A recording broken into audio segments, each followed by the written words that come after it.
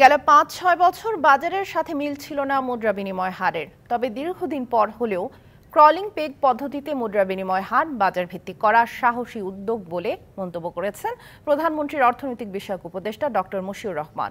তবে নিয়মিত সমন্বয় করার পরামর্শও তার। বাংলাদেশ উন্নয়ন গবেষণা প্রতিষ্ঠান BIDS আয়োজিত এক অনুষ্ঠানে পরামর্শ দেন তিনি।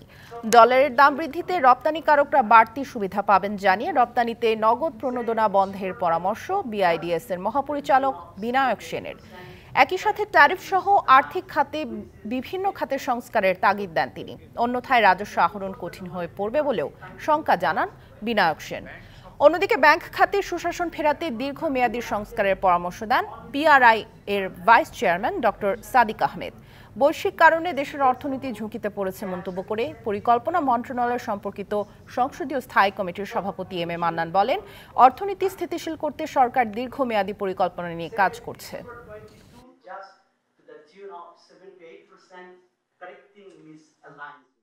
যে কোঅর্ডিনেটেড অ্যাকশন লাগবে across monetary policy, commercial policy and fiscal policy, যেটা জাইদি ভাই বারবার বলছে যে আমি যদি এক্সচেঞ্জ রেটে এত বড় একটা ডেপ্রিসিয়েশন আনি তাহলে আমাকে ট্যারিফের ক্ষেত্রেও হাত দিতে হবে।